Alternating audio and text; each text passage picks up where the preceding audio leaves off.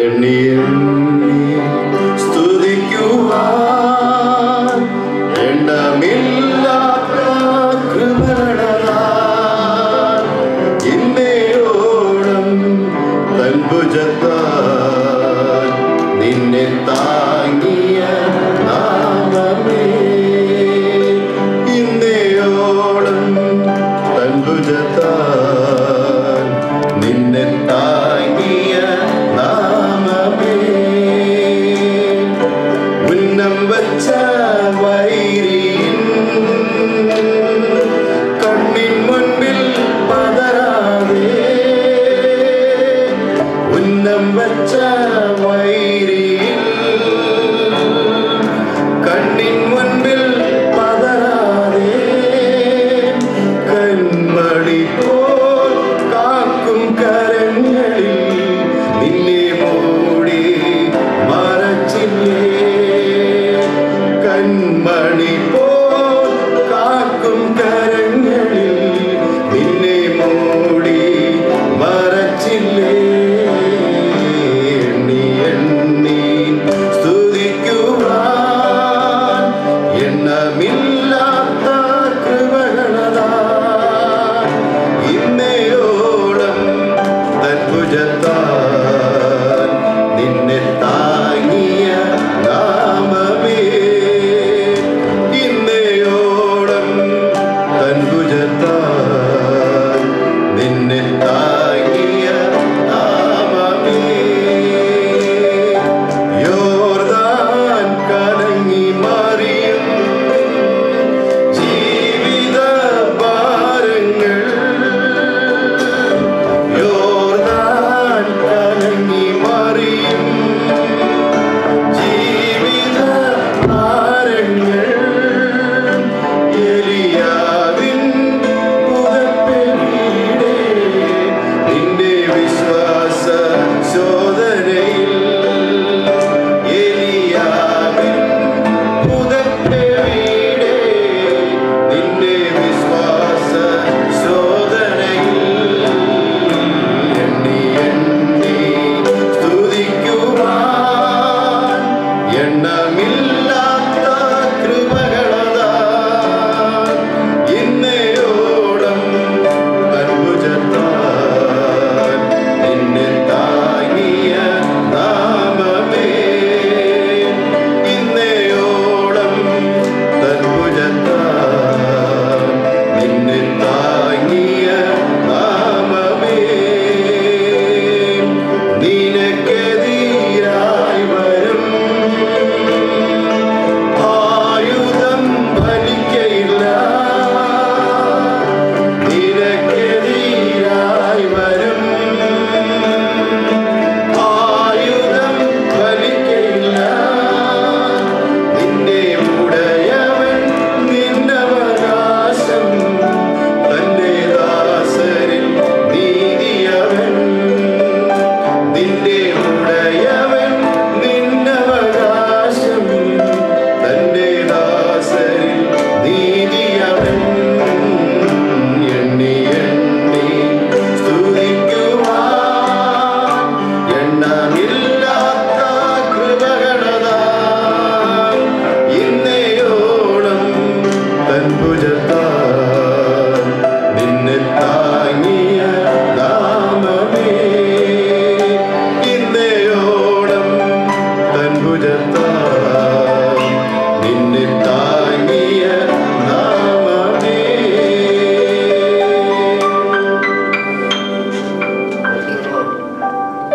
It's 10 minutes to 1.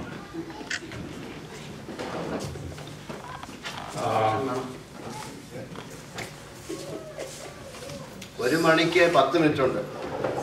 So, unfortunately, I have prepared a long sermon. നിരാശ പറയട്ടെ വലിയൊരു പ്രസംഗമാണ് തയ്യാറാക്കിയിരിക്കുന്നത്. I'll try to cut short as much as possible. വളരെയധികം ചുരുക്കത്തിൽ ഞാൻ പ്രസംഗിക്കാം. Before I get into my topic, I want to thank you for inviting me here. വിഷയത്തിലേക്ക് കടക്കുന്നതിന് മുമ്പായിട്ട് ഞാൻ നിങ്ങളെ നന്ദി പറയാൻ ആഗ്രഹിക്കുന്നത് എന്നെ ഇവിടെ ക്ഷണിച്ചത് കൊണ്ടാണ്. 4 people came and told me, welcome pastor. 4 പേർ വന്ന് പറഞ്ഞു പാസ്റ്ററെ സ്വാഗതം.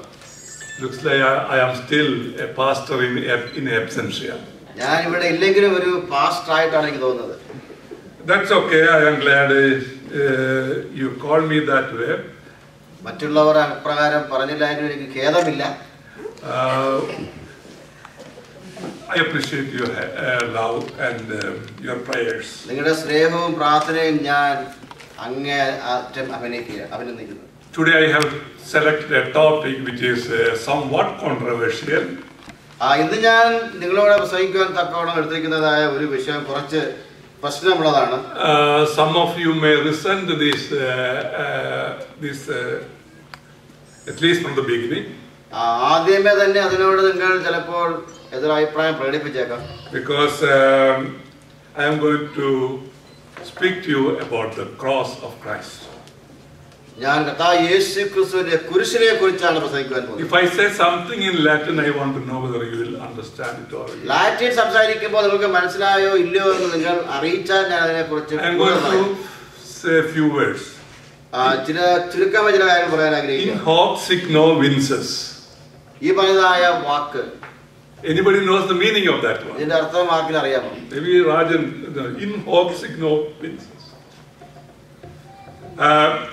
This is what Constantine saw on the sky. ഇതാണ് കോൺസ്റ്റന്റൈൻ ആകാശത്തിൽ കണ്ടതായ കാര്യം. It simply means conquer by this sign. അതിന്റെ ചുരുക്കമായ അർത്ഥം ഈ അടയാളത്താൽ നിങ്ങൾ പിടിച്ചടക്കുക. Constantine was the Roman emperor. Constantine ചക്രവർത്തിയായിരുന്നു റോമാ സാമ്രാജ്യം ഭരിച്ചത്. And there were a lot of troubles in the Roman Empire in those days. റോമാ സാമ്രാജ്യത്തിൽ അന്ന് വളരെയധികം പ്രതിസന്ധികൾ നിലകൊണ്ടു. And he was consolidating his power that time. ആ സമയത്ത് അദ്ദേഹത്തിന്റെ ആ ഭരണ അധികാരം പിടിച്ചെടുത്തു. There was a lot of fighting between the Eastern Rome and the Western Rome. കിഴക്കൻ റോമും പടിഞ്ഞാറൻ റോമും തമ്മിൽ വളരെയധികം തർക്കമുണ്ടായിരുന്നു. And when Constantine was fighting near the bridge of Melvinius, മെൽവീനെ എന്ന് പറഞ്ഞതായ ബ്രിഡ്ജിന്റെ അടുത്ത് പോരാടിയപ്പോൾ that evening he saw a sign on the sky. അന്ന് വൈകുന്നേരം അദ്ദേഹം ആകാശത്തിൽ ഒരു അടയാളം കണ്ടു. And it was a sign of the cross. അത് ഒരു കുരിശിന്റെ അടയാളമായിരുന്നു. And it is written below that one, in hoc signo vinces. ഇൻ കോക് സിഗ്നോ വിൻസസ് എന്നതായ ആ പദം അവിടെ എഴുതിയിരുന്നു കുരിശിന്റെ താഴെ. That means conquer by this sign. അതിന്റെ അർത്ഥം ഈ അടയാളത്താൽ നീ പിടിച്ചെടുക്കുക. And he went on conquering the whole Roman Empire.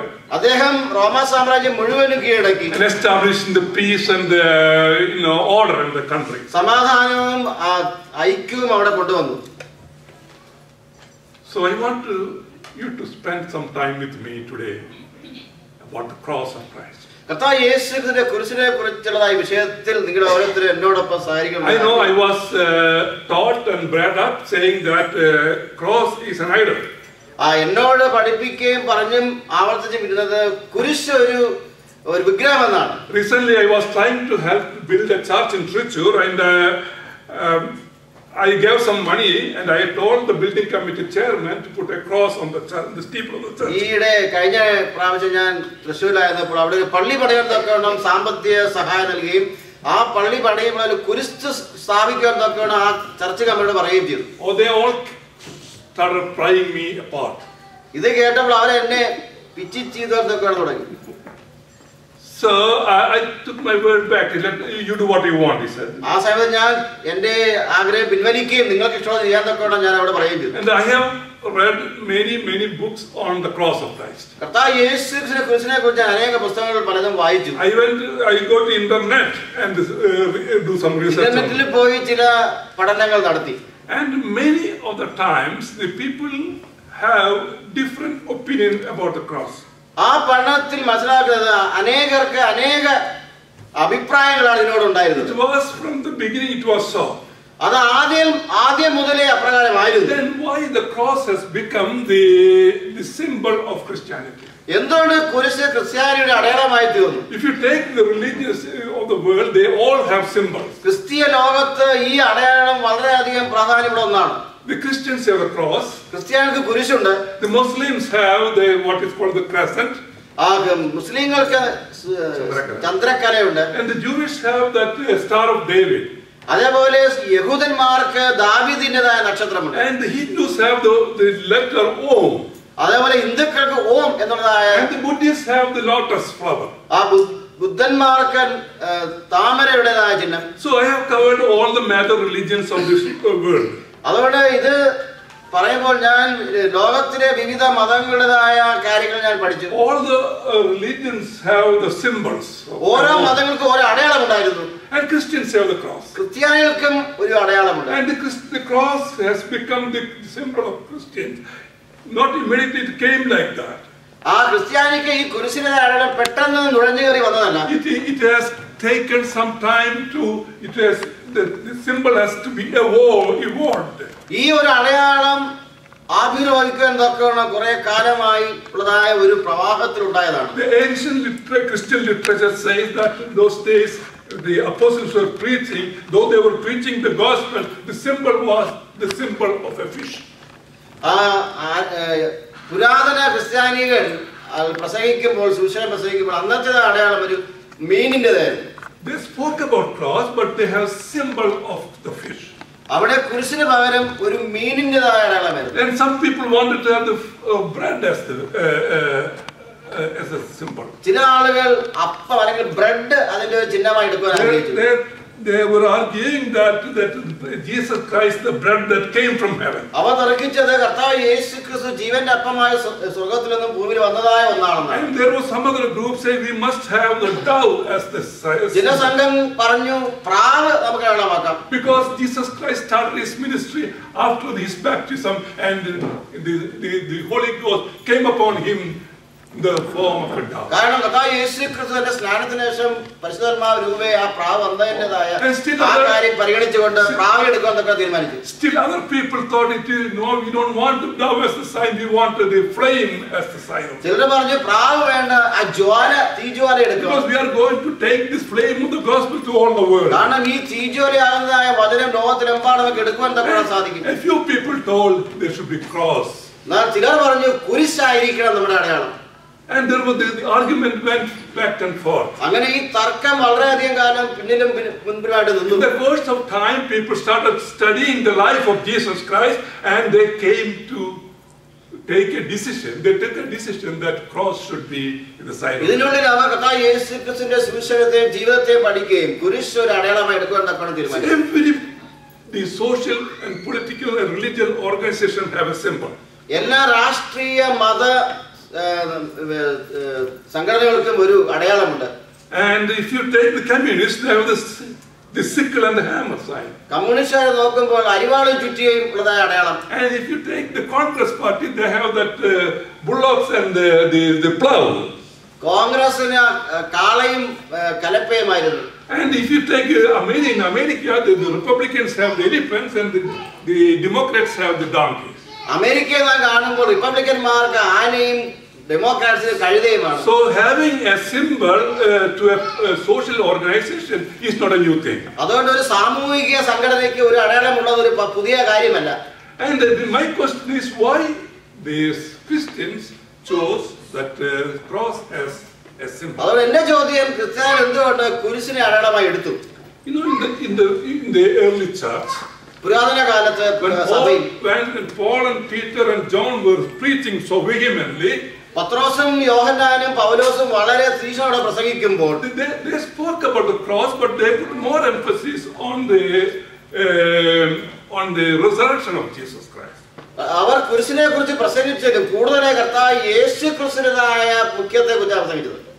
Especially when Paul and Peter and John, after the Holy Ghost, getting Holy Ghost, they spoke in the temple and he spoke about Jesus Christ. പ്രത്യേകിച്ചും യോഹന്നാനും പത്രോസും അപ്പോസ്തലൻ പൗലോസും പ്രസംഗിച്ചത് പരിശുദ്ധാത്മാവ് പ്രാപിച്ചതിനു ശേഷം കർത്താവ് യേശുക്രിസ്തുവിനെ കുറിച്ചാണ് കൂടുതലായിട്ട്. And when it comes to Paul, he talks about the cross. എന്നാൽ പൗലോസ് അപ്പോസ്തലൻ കുരിശിനെ കുറിച്ച് പ്രസംഗിക്കുന്നതാണ് നാം. And these are the three apostles, at least that we have recorded in the scripture, who spoke about the cross of Christ. ഈ മൂന്ന് അപ്പോസ്തലന്മാരും Bible രേഖപ്പെടുത്തിയിരിക്കുന്നത് മുഖാന്തരം അവർ കുരിശിനെ കുറിച്ച് പ്രസംഗിച്ചു. That doesn't mean the other apostles did not do that one. അത് മറ്റുള്ളവർ ചെയ്തില്ല എന്നുള്ളതല്ല. But because they must have done it, but there was no records in the scripture. അവർ ഉണ്ടായിരിക്കാം, അവർ പറഞ്ഞിരിക്കുക, എന്നാൽ രേഖ കാണുന്നില്ല. No, these disciples were in one accord, right? They all spoke the same thing. എല്ലാ ശിഷ്യന്മാരും ഒരേ ഐക്യത്തിലായിരുന്നു, ഒരേ കാര്യമാണ് പ്രതിപാദിച്ചത്. Because they all were endowed with the Holy Spirit. കാരണം എല്ലാവരും പരിശുദ്ധാത്മാവ് നിറഞ്ഞവരായിരുന്നു. They cannot dispute among themselves. അവരുടേതായ തത്വങ്ങൾക്ക് തമ്മിൽ ചേർച്ചയില്ലായിരിക്കാൻ സാധ്യമല്ല. So I am pretty sure they must have spoken about the same thing that തീർച്ചയായും അവർ പൗലോസ് അപ്പോസ്തലൻ പ്രസംഗിച്ച കാര്യം പ്രസംഗിച്ചിരിക്കണം. The cross of Christ. യേശുക്രിസ്തുവിന്റെ കുരിശ്. The cross of Christ, what does it mean to us? നമുക്ക് എന്താണ് അതിന്റെ അർത്ഥം? കർത്താവ് യേശുക്രിസ്തുവിന്റെ കുരിശ്. To know the meaning, real meaning of the cross, ശരിയായ അർത്ഥം കുരിശിന്റേതായിട്ടുണ്ട് അറിയണമെങ്കിൽ we have to study a little bit of theology. നാം ഈ മതപരമായ ഈ വിഷയം വളരെ ആഴത്തിൽ പഠിക്കേണ്ടിയിരിക്കുന്നു. Or see, people say that the cross, especially the Romans, thought the cross is something that to be hated. റോമാക്കാർ കരുതിയത് ഈ കുരിശ് അതിനെ ചുള്ളിക്കളയേണ്ടതായ അല്ലെങ്കിൽ അതിനെ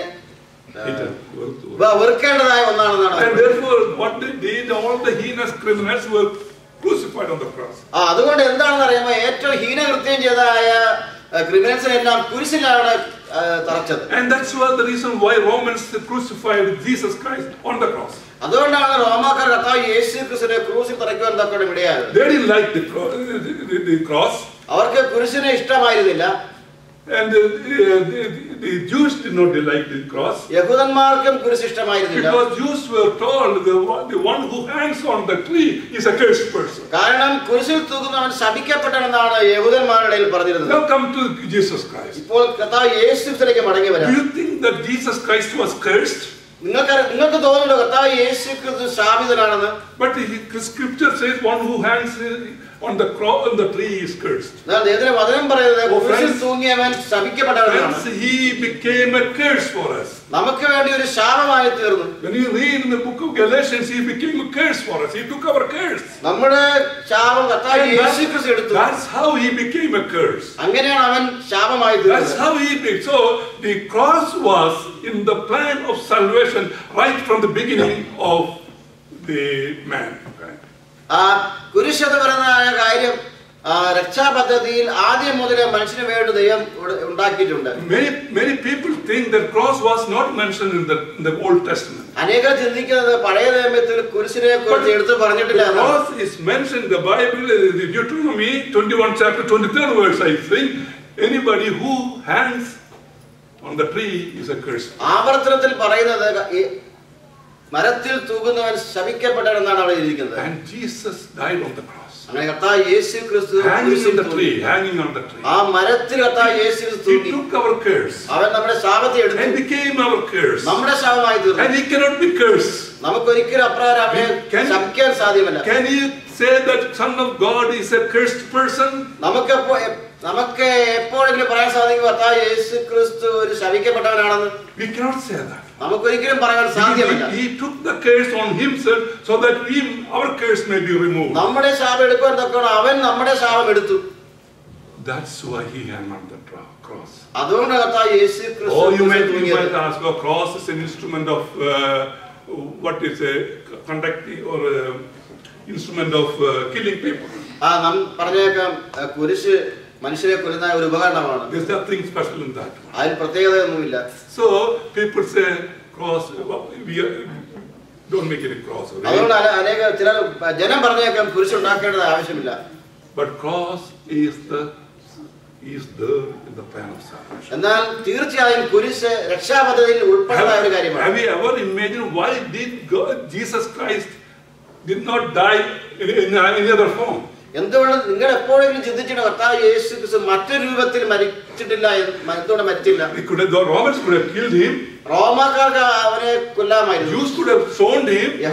യഹൂദന്മാർക്ക് അവനെ കല്ലെറിഞ്ഞ് കൊല്ലാമായിരുന്നു. In fact, they tried to stone him in Nazareth. വാസ്തവത്തിൽ നസറത്തിൽ അവനെ ചെയ്തു അപ്രകാരം. But his death was planned in the beginning that he should be dying on the cross. എന്നാൽ കർത്താവ് യേശു ക്രിസ്തുവിന്റെ മരണം ആ ആദ്യം മുതൽ തന്നെ പദ്ധതി ഒരുക്കി കർത്താവ് യേശു ക്രിസ്തു കുരിശിൽ തൂങ്ങാൻ തക്കവണ്ണം നമ്മളതായ പദ്ധതിയായിരുന്നു. That's why he died on the cross. അതോടാണ് കർത്താവ് യേശു ക്രിസ്തു കുരിശിൽ തൂങ്ങി മരിച്ചത്. Friends, I want to go back to it further. വീണ്ടും ഞാൻ പിന്നിലേക്ക് പോകാൻ ആഗ്രഹിക്കുന്നു. It started all from the Garden of Eden. ഇതെല്ലാം ഏദേൻ തോട്ടത്തിൽ ആരംഭിച്ചതാണ്. When Adam and Eve sinned, Adam അവയെ പാപം ചെയ്തപ്പോൾ and God asked them to, God conducted a sacrifice for them. അവർക്ക് വേണ്ടി ദൈവം അവിടെ ഒരു വലിയ യാഗം അർപ്പിച്ചു. Then you see the real sacrifices that the people themselves have to do. That is, we come Abel and Cain.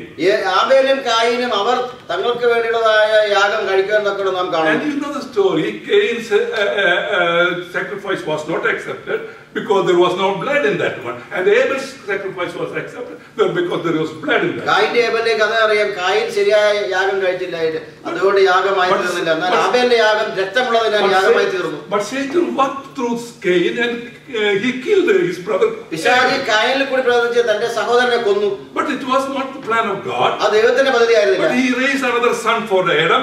ആദാമിന് മറ്റൊരു മകനെ കൊടുത്തു. His name is Seth. അദ്ദേഹത്തിന്റെ പേര് സേത്ത് എന്നായിരുന്നു. And he did God's will. അദ്ദേഹം ദൈവത്തിന്റെ ഇഷ്ടം ചെയ്തു. And it went on like that. But the people are so mischievous and so sinful in their thoughts. And the time comes, so Noah's time comes. സേത്തിന്റെ കാലം മുന്നോട്ട് ജനം പാപത്തിൽ മുഴുകി നോഹയുടെ കാലം എത്തി. The scripture says they did according to their own heart. ദൈവത്തിന്റെ വചനം പറഞ്ഞത് അവരുടെ ഹൃദയം പറഞ്ഞതൊക്കെ അവർ ചെയ്തു. So there was so much of promiscuity, so much of sin before the flood. അത് കാരണം ദൈവത്തിന്റെ ജനങ്ങളുടെ ഇടയിൽ വളരെയധികം മ്ലേച്ഛതയും പാപവും പെരുകി. And God regretted having created man. മനുഷ്യനെ സൃഷ്ടിച്ചതിൽ ദൈവം ദുഃഖിച്ചു, അനുതപിച്ചു. And he wanted to destroy them. അതുകൊണ്ട് ദൈവം അവരെ പൂർണ്ണമായും നശിപ്പിക്കാൻ തക്കതായിരുന്നു. All around the world. ലോകം മുഴുവൻ ദൈവം നോക്കി. He saw one family following. എന്നാൽ ഒരു കുടുംബം ദൈവത്തെ അനുകരിക്കുന്നതാണ് ദൈവം കണ്ടത്. That's the family of അത് നോഹയുടെ കുടുംബമായിരുന്നു. And he saved them. ആ ദൈവം അവരെ രക്ഷിച്ചു. Before that, Noah preached 120 years. അവരെ രക്ഷിക്കുന്നതിന് മുമ്പായി ദൈവം 120 വർഷം നോഹ പ്രസംഗിച്ചു. There was no one to listen to Noah. ആ നോഹയെ അംഗീകരിക്കാൻ ആരും തയ്യാറായില്ല. And the ark was built, and all the animals, all the creatures went in, and Noah and his family went in. പെട്ടകം പണിതു, എല്ലാ മൃഗങ്ങളും അതേപോലെ നോഹയുടെ കുടുംബവും കയറി. Oh, they went into the ark of Christ. അവർ ദൈവത്തിന്റെ കർത്താവിന്റെ പട്ടകത്തിലാണ് കയറിയത്. Which means salvation comes only through Christ. അതിനർത്ഥം രക്ഷ വരുന്ന കർത്താവിൽ കൂടി മാത്രമാണ്. So that's Noah and his family, 8 people, went inside the ark. അങ്ങനെ നോഹയും കുടുംബവും ആ പെട്ടകത്തിൽ കടന്നു. God closed it. ദൈവം അതിന്റെ വാതിലടച്ചു. You know one thing? If you read the book of Jude, you will find the one verse that says Noah was the 8th person to enter the യൂദയുടെ പുസ്തകം വായിക്കുകയാണെങ്കിൽ അവിടെ കാണുന്നത് നോഹ 8ാമത്തെ അംഗമായിരുന്നു പെട്ടകത്തിൽ കിടന്നത്. How many people were there in the ark? ആ പെട്ടകത്തിൽ എത്ര പേരുണ്ടായിരുന്നു? How many people? എത്ര പേർ? 8 people. Why did Noah go last? എന്തുകൊണ്ട് നോഹ അവസാനം കടന്നു? Because he was the priest of the house. കാരണം നോഹയായിരുന്നു കുടുംബത്തിലെ പുരോഹിതൻ. He wanted to see all his children and his daughter-in-laws, and his wife got in that one. തന്റെ ആൺമക്കളും ഭാര്യമാരും ഭാര്യയും അല്ലെങ്കിൽ കിടക്കുന്നതായിട്ട് അദ്ദേഹം കണ്ടു. Then finally he got him. അതിനുശേഷം അവസാനത്തെ അദ്ദേഹം കടന്നു. We all have fathers. As Father's Day was last week, we all have what? First father's responsibility. നാം എല്ലാവരും ഇരിക്കുന്ന പിതാക്കന്മാർക്ക് ആ പുരോഹിതരുടെ ഉത്തരവാദിത്തമുണ്ട്. See our children enter the ark of Christ.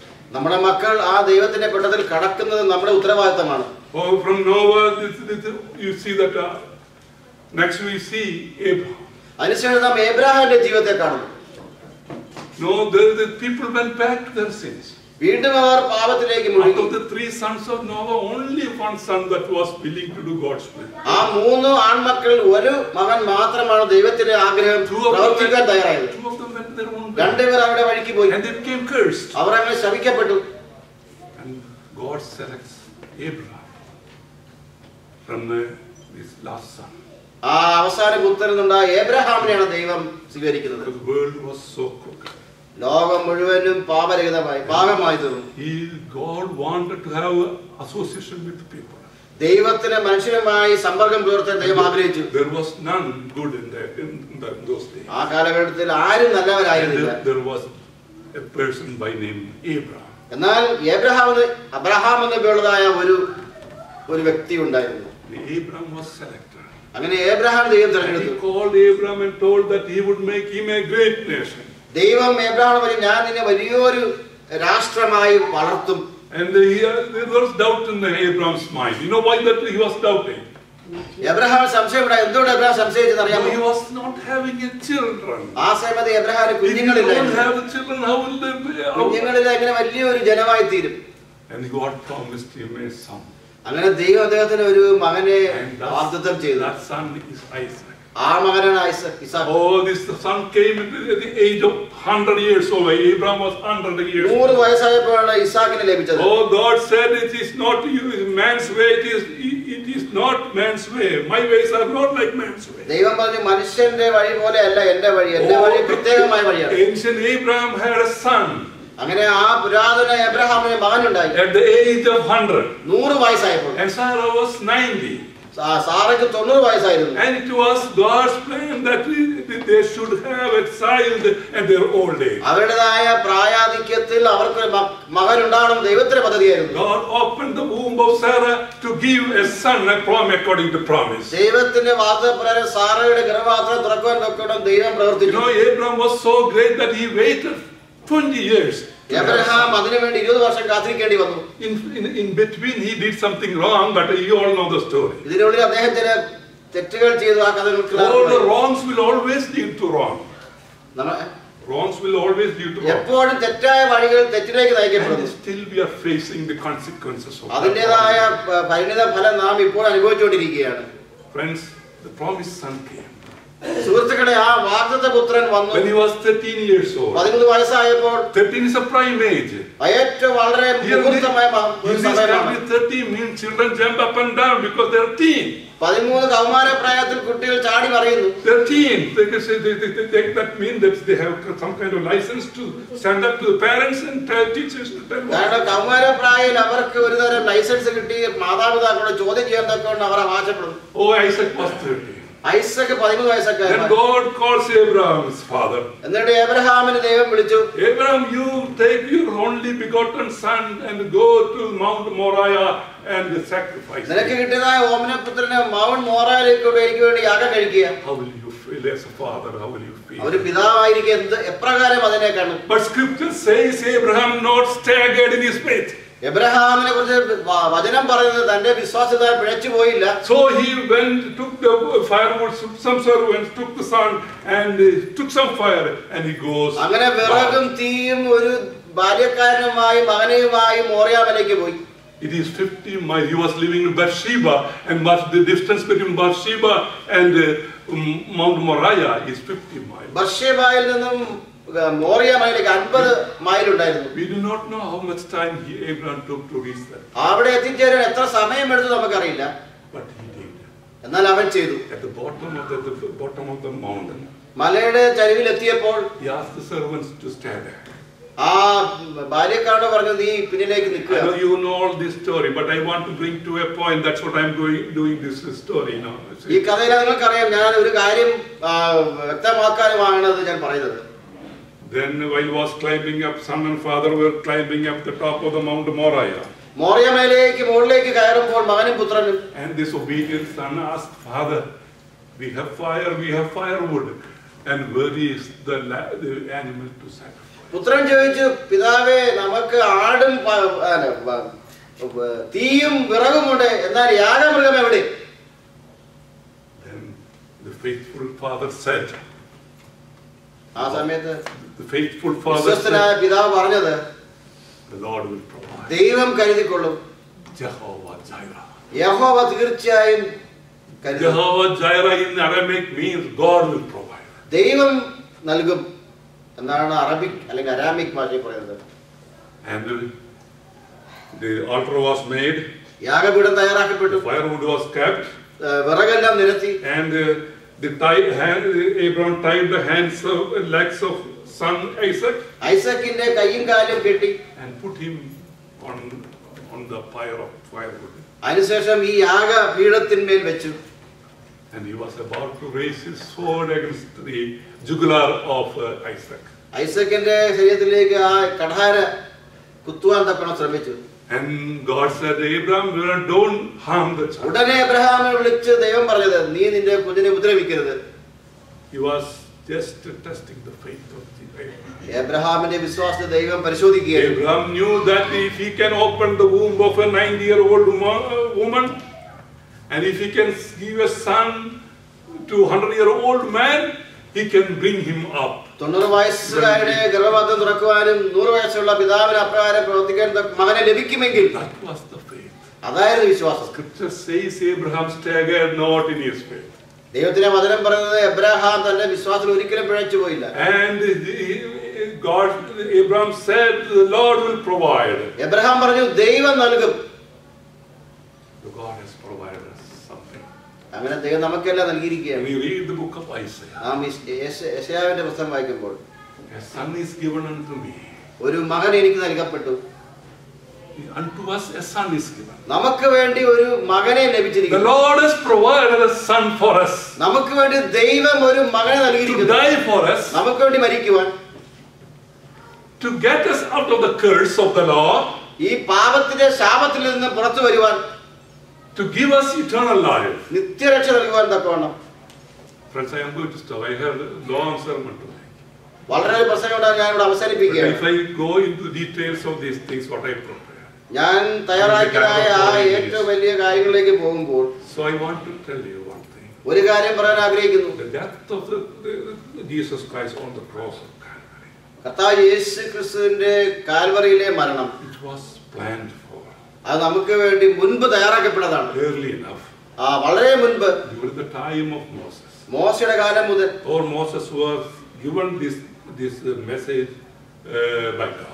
ഈ ദൂത് മോശയ്ക്ക് ദൈവം നൽകിയപ്പോൾ, When Moses came, the message from God, he put whole sacrificial system there. ദൈവം മോശയ്ക്ക് കൊടുത്തതായ യാഗപീഠ പദ്ധതി മുഴുവനും ദൈവം മോശയ്ക്ക് കൊടുത്തു. Oh, that was the plan of salvation. അതായിരുന്നു രക്ഷാപദ്ധതിയുടെ പ്രധാന And ഘടകം. the same place that where Abraham tried to sacrifice his son Isaac, the place where the temple was built later on. ആ എബ്രഹാം തന്റെ മകനെ യാഗടിക്കാൻ തയ്യാറായ അതേ സ്ഥലത്ത് തന്നെയാണ് ആ ദൈവത്തിന്റെ ആലയം പണിതത്. There is so much to learn from this one, but I am stopping.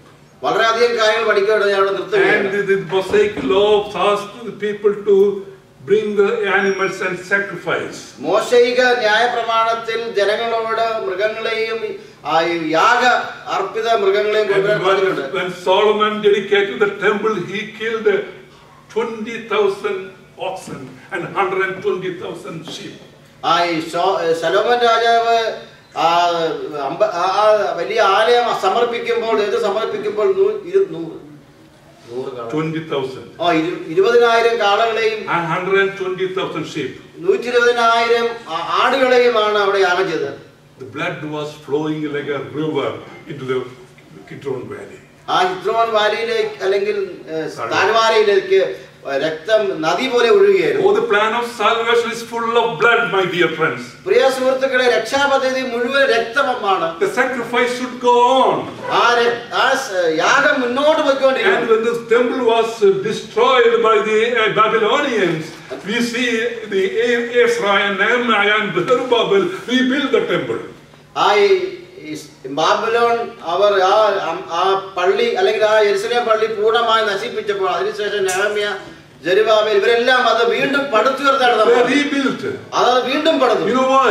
എന്തുകൊണ്ട്? Because the blood should flow so that people might be saved. കാരണം ജനം രക്ഷ പ്രാപിക്കാൻ തക്കണം, വീണ്ടും അവിടുന്ന് രക്തപ്പുഴ ഒഴുകണം. It was the plan of salvation that it should continue until the real ultimate sacrifice of Jesus Christ was done on the cross of Calvary. ഏറ്റവും മുഖ്യവും പൂർണ്ണവുമായ യാഗം Calvary ക്രൂശിൽ യാഗമായി തീരുന്നതുവരെ ഇത് മുന്നോട്ട് പോയിക്കൊണ്ടിരിക്കണം.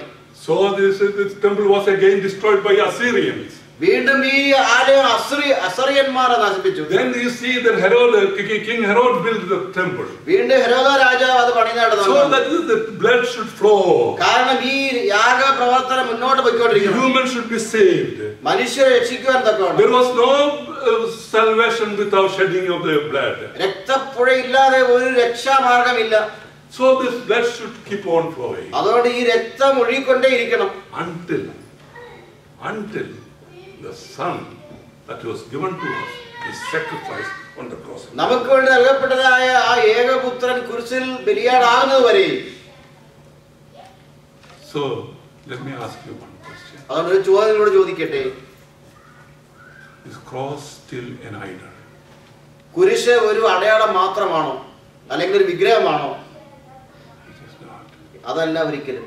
It is a symbol that was given to this church. ആ കുരിശ് ഈ സഭയ്ക്ക് വേണ്ടി നൽകപ്പെട്ട ഒന്നാണ്. So scripture that we read the scripture, we say the message of, let's read that 1 Corinthians 1:18.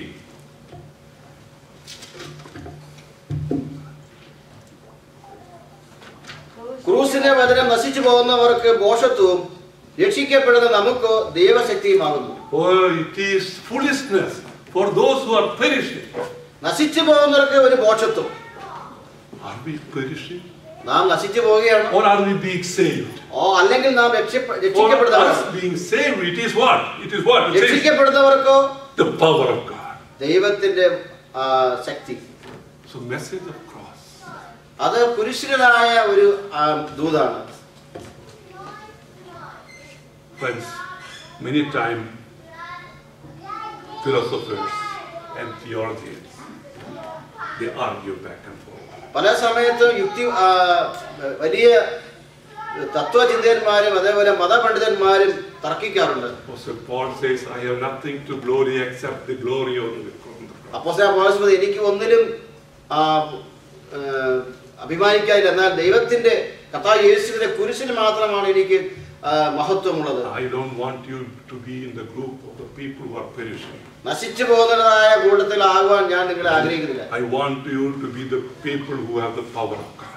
ദൈവത്തിന്റെ ശക്തിയുള്ളവരായിരിക്കുവാൻ എന്നൊക്കെ ഞാൻ നിങ്ങളെ ആഗ്രഹിക്കുന്നു. So if you look at the cross, അവിടെ നിങ്ങൾ കുരിശിലേക്ക് നോക്കുമ്പോൾ it gives us so many messages. അത് നമുക്ക് അനേക ദൂതുകളാണ് നൽകുന്നത്. I want to tell you a story. ഒരു കഥ പറയാൻ ആഗ്രഹിക്കുകയാണ്. The story of a runaway soldier.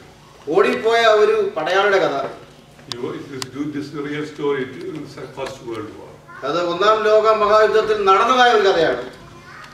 He was so scared. അദ്ദേഹം വളരെയധികം He was fighting in France. ഫ്രാൻസിൽ അദ്ദേഹം He പോരാട്ടത്തിലായിരുന്നു. was staying in the trench and fighting the Germans. അദ്ദേഹം ഫ്രഞ്ചിൽ കിടന്നുകൊണ്ട് ജർമ്മൻകാരോട് യുദ്ധം ചെയ്തു. The blood was shed everywhere. രക്തം എല്ലായിടത്തും ചിന്തിച്ചു. His friends are dying. His enemies are dying. സുഹൃത്തുക്കളും ശത്രുക്കളും ഒരുപോലെ മരിച്ചു. എല്ലായിടത്തും ശവശരീരങ്ങൾ. He was so afraid and so distraught. അദ്ദേഹം പൂർണ്ണമായി തകർന്ന് നശിക്കപ്പെട്ട മനസ്സോടുകൂടി എവിടെ നിന്നുണ്ടായിരുന്നു. And he wanted to leave the camp of the soldiers.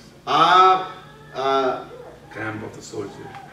പടയാളികളുടേതായ പാളയത്തിലൊന്നും അദ്ദേഹം പോകാൻ തയ്യാറായി. So in the night when everybody was asleep, എല്ലാവരും രാത്രി ഉറങ്ങിയപ്പോൾ he slowly sneaked up to the tent. അവിടുന്ന് അദ്ദേഹം വളരെയധികം He walked away from the camp. ഒളിച്ചിറങ്ങി ആ പാളത്തിൽ ഇറങ്ങി. And they came to a place where nothing could be seen. ഒന്നും രക്ഷ പ്രാപിക്കാൻ കഴിയാത്ത ഒരു സ്ഥലത്തേക്ക് എത്തി. It was pitch dark. വളരെയധികം അന്ധകാരം. So he was groping all over. അദ്ദേഹം തപ്പിത്തടഞ്ഞു. Finally he found something. അതിനുശേഷം ചില കാര്യം തടഞ്ഞു പിടിച്ചു. And he thought it's a signboard. അദ്ദേഹം അത് കണ്ടത് ഒരു അടയാളം എഴുതി വെച്ചിരുന്ന ഒരു ബോർഡാണ്. So he thought he will climb up the board. അദ്ദേഹം വിചാരിച്ചു ആ ബോർഡിൽ വലിഞ്ഞു കയറാം. And he thought he will read the board. അതിനുശേഷം ആ ബോർഡിൽ എഴുതി വെച്ചിരിക്കുന്നത് വായിക്കാൻ He was having a matches with him. അദ്ദേഹത്തിന്റെ കയ്യിൽ തീപ്പെട്ടി ഉണ്ടായിരുന്നു. And he lit the matches. തീപ്പെട്ടി കത്തിച്ചപ്പോൾ Then he knew that he was looking at the face of the crucifix of Christ, and he was sitting on the cross. അദ്ദേഹം കർത്താവ് യേശു ക്രിസ്തുവിനെ ക്രൂശിതനായ ക്രൂശാണ് വിളിക്കുന്നത് ആ സ്ഥലത്തായിരുന്നത്. And he looked at the face of the statue of Jesus Christ. ആ സമയത്ത് കർത്താവ് യേശു ക്രിസ്തുവിന്റേതായ ശരീരത്തിന്റേതായ അത് കണ്ടു. And he reminded him how much trouble he has taken. അത് തന്നെ ഓർമ്മിപ്പിച്ച കർത്താവ് യേശു ക്രിസ്തു എത്രമാത്രം യാതന സഹിച്ചു, how much he has suffered for you. അവന് വേണ്ടി എത്രത്തോളം കർത്താവ് യേശു ക്രിസ്തു സഹിച്ചു. My suffering is nothing compared to suffering of our Lord Jesus. നമ്മുടെ കർത്താവ് യേശു ക്രിസ്തുവിന്റെ കഷ്ടാനുഭവം എനിക്ക് യാതൊന്നുമല്ല എന്നെ ഞാൻ നോക്കുമ്പോൾ. So he went back to the camp. അതുകൊണ്ട് അദ്ദേഹം ആ ക്യാമ്പിലേക്ക് മടങ്ങി. And he tells the story that the cross gave him the courage. അദ്ദേഹം പിന്നെ പറഞ്ഞത് കുരിശാണ് എനിക്ക് ശക്തി പകർന്നത്. Oh, I can tell so many things about cross. കുരിശിനെ കുറിച്ച് അനേക കാര്യങ്ങൾ പറയാൻ സാധിക്കും. The volumes of books have written about the experience of people, who have seen the wonders of the cross. കുരിശിൽ കണ്ടതായ അനുഭവത്തെ കുറിച്ച് എഴുതിയിരിക്കുന്ന അനേക പുസ്തകങ്ങളുണ്ട്. So, cross that gives us courage. അതുകൊണ്ട് കുരിശ് നമുക്ക് ശക്തിയും ഊർജ്ജവും നൽകുന്നു. For Jewish people it was a shame. യഹൂദന്മാർക്ക് അതൊരു നാണക്കേടായിരുന്നു. For the Romans it was a hate. യഹൂദന്മാർക്ക് അതൊരു വെറുപ്പായിരുന്നു. For us it is the power of God. എന്നാൽ നമുക്ക് അത് ദൈവത്തിന്റെ ശക്തിയാണ്. Oh, not only that, one more thing I finished off. That is, there was a little boy. വേറൊരു ചെറിയ ആൺകുട്ടി ഉണ്ടായിരുന്നു. He walked away from home. അവൻ ഭവനം വിട്ടു പോവുകയായിരുന്നു. While he went away from he came to the outskirts of the village he was living in. താൻ ജീവിച്ചിരുന്നതായ ഗ്രാമത്തിന്റെ പുറം ഇതിൽ വന്നു. He didn't mind because at that time it was daytime. He didn't mind. He kept on walking. പകലായിരുന്നതുകൊണ്ട് അദ്ദേഹം വീണ്ടും യാത്ര തുടർന്നു. Then it was become dark. He ended up in some kind of woods. പെട്ടെന്ന് ഈ പകലെല്ലാം അവസാനിച്ച് ഒരു കാട്ടിലേക്കാണ് He പ്രവേശിക്കുന്നത്. didn't know how to go back to his house. അവന്റെ ഭവനത്തിലേക്ക് മടങ്ങി പോകാൻ അറിയില്ല. Then one policeman was patrolling that way that evening. ആ സമയത്ത് ആ സായാഹ്നത്തിൽ ഒരു അല്ലെങ്കിൽ ആ വൈകുന്നേരത്തെ ഒരു പോലീസ് ആ വഴിക്ക് Suddenly heard some sobbing. പെട്ടെന്ന് തന്നെ ആരോ ദീർഘശ്വാസം പിടിക്കുന്നത് കണ്ടു. Sobbing, കരയുന്നതായിട്ട് കണ്ടു. Then the policeman wanted to know what is that, and he looked around and found. Police ചോദിച്ചു എന്താണ് സംഭവിച്ചത്, എന്താണ് നിനക്ക് പ്രശ്നം? He found this boy sitting under the tree and crying. ആ കുട്ടി മരത്തിന് ചുവട്ടിരുന്നുകൊണ്ട് കരയുന്നതായിട്ട് And കണ്ടു. the policeman came and asked him why he is crying. He said, I lost. Can you take me home? ഞാൻ വഴിതെറ്റി പോയി, എന്നെ മടക്കി വീട്ടിലേക്ക് കൊണ്ടുപോകാമെന്ന് പോലീസുകാരോട് ചോദിച്ചു. And he tried to get some answers so that he could take him home. ചില ചോദ്യോത്തരങ്ങൾ ലഭിച്ചത് കൊണ്ട് മകനെ അദ്ദേഹത്തെ കൊണ്ടുപോകാൻ സാധിച്ചു വീട്ടിലേക്ക്. No, he asked him, but he could not give. Yeah, the policeman asked this boy some questions like you have that address, you have the street name, you have the town city's name. Police ആ കുഞ്ഞിനോട് ചില ചോദ്യങ്ങൾ ചോദിച്ചു. The boy was so afraid and he did not have any answer. വളരെയധികം ഭയാലുവനായതുകൊണ്ട് ഒരു ഉത്തരവും പറയാൻ സാധിച്ചില്ല. The policeman wanted to help this boy, but he didn't know how. Police അദ്ദേഹം ആ കുഞ്ഞിനെ സഹായിക്കാൻ സാധിച്ചു, എന്നാൽ എങ്ങനെയാണെന്ന് അറിയില്ല. Finally the policeman saw the cross above the trees of the woods. അവസാനമായി പോലീസുകാരൻ ആ മരത്തിനിടയിലൂടെ ദൂരെയുള്ളതായ കുരിശ് കണ്ടു. And they called the boy, your house something near that cross. ആ മകനോട് കുട്ടിയോട് ചോദിച്ചു, ആ കുരിശിന്റെ അടുത്താണോ നിന്റെ വീട്? The boy said, yes, you take me to the cross, I will go from there. എന്നെ ആ കുരിശിന്റെ അടുത്തേക്ക് കൊണ്ടുപോകാൻ ഞാൻ അവിടെ നിന്ന് പൊയ്ക്കോളാം. And the policeman took him and here he went. ആ പോലീസും ആ കുഞ്ഞിനെ എടുത്തുകൊണ്ട് പോയി. And the cross is the guide for us. എപ്പോഴും കുരിശ് നമുക്ക് വലിയൊരു അടയാളമാണ്. Our journey to home should start from the cross. നാം നമ്മുടെ യാത്ര ഭവനത്തിലേക്ക് എത്തുവരെയും കുരിശായിരിക്കണം നമ്മുടെ അടയാളം. I have told you that we are a moving group. ഞാൻ എപ്പോഴും നാം ചലിക്കുന്ന ഒരു സമൂഹമാണ്. We are journeying to the Zion, city of Zion. നാം ആ സയാനിലേക്ക് യാത്ര ചെയ്തുകൊണ്ടിരിക്കുകയാണ്. So we have to bear our cross. അതുകൊണ്ട് നാം നമ്മുടേതായ എല്ലാ കാര്യങ്ങളും കരുതണം. We have to march as soldiers. നാം ഒരു പടസംഘം പോലെ നാം മുന്നോട്ട് We പോകണം. have to win our battle by the sign. ആ അടയാളത്താൽ നാം നമ്മുടെ യുദ്ധം ജയിക്കണം. Friends, may the Lord help us to be one of those people who are marching toward the Zion, carrying their own cross. സായനിലേക്ക് നടന്നു പോകുന്നതായ ആ പടയാളികൾ ഒരുവനായി നാം ചലിക്കുവാൻ നോക്കണം. ദൈവം നമ്മളെ ഇടയാക്കട്ടെ. Thank you very much and God bless you. ദൈവം നമ്മളെ അനുഗ്രഹിക്ക് മാറട്ടെ. എല്ലാവർക്കും നന്ദി.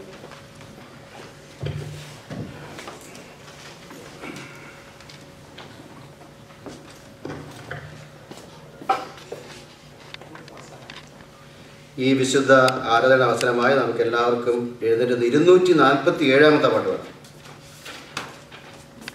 ക്രിസ്തീയ വീരന്മാരെ പോർക്കു പോകുവിൻ, നോക്കി യേശു നേരെ പിൻചെന്നിടുവിൻ. till the last. ആദ്യവും അവസാനവും. That's all right. അത്രേ ഉള്ളൂ.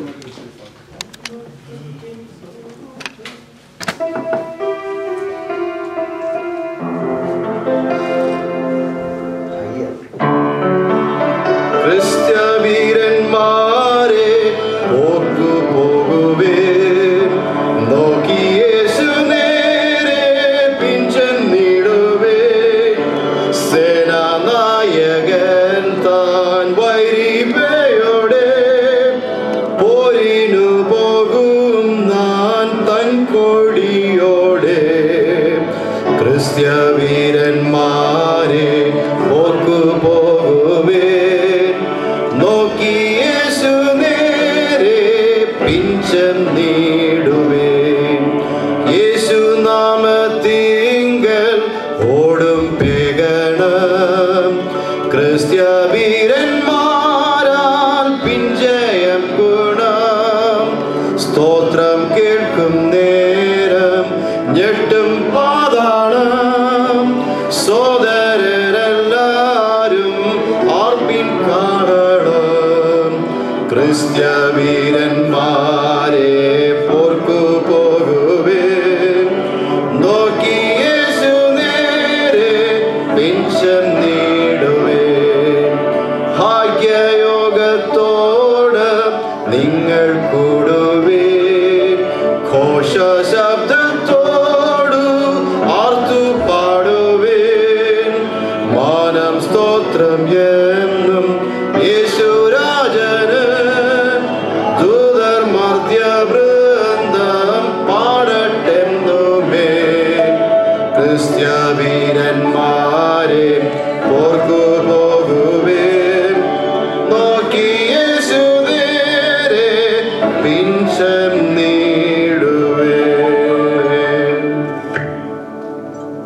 Let's pray. Mighty everlasting Father in heaven, Lord, this Sabbath day, we come to Thy presence, beseeching Thy presence in our midst. Thank Thee, Lord, for giving us a new hope by Thy Son's sermon, that cross is redemption to us, been offered to us since the ancient of times. And it continued till the very crucial moment that Jesus died on the cross of Calvary. Lord, thank Thee, Lord, for reminding us that the blood is the life. But Lord, help us to believe in Jesus' sacrifice that will enable us to get into eternity. Thank Thee, Lord, for all the blessings that Thou hast manifested in our lives. As we move as a battalion, as we move as a group, help us to love one another in unity and in brotherly love and sisterly love. Lord, this Sabbath holy day, as we come to Thy presence, fill us with Thy Holy Spirit. Touch our hearts and minds so that it might be renewed and it will be purified, so that we can walk a safe and honest life in our rest of our life till we meet Jesus on the clouds of heaven. Be with each one of us who are gathered here this morning. We have difficulties, problems. We have so many other aches and burdens. But we know one thing, Lord, if we faithfully and honestly hold on to Thy power, we will be able to easily take away all these burdens that are binding to slavery. Relieve us, Lord, from the chains of sin and bondage of burdens of life. Help us to honestly and bravely seek for eternity. At this time we pray for those who are sick and going through very difficulties in their lives. We pray for Miriam Andy and others who are sick but earnestly seeking for fellowship with us. Give her an opportunity to come to Thy sanctuary and worship with us. And many others, Lord, even though we not mentioning their names, but Thou art the Father in heaven, who see from heaven those humble ones who are seeking to come to Thy presence and seeking for blessings and eternity. In Jesus' name we pray. Amen.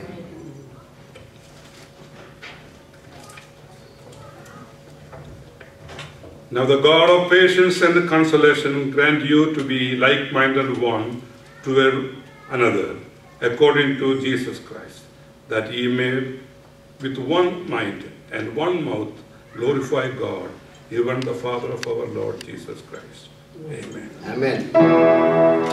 അനുഗ്രഹത്തോടെ ഇപ്പോൾ അയക്കാടിയനെ യഹോവയെ, മനസ്സലിവുടയ മഹോന്നത പരനെ, വന്ദനം നിനക്കാമേ. മനസ്സലിവു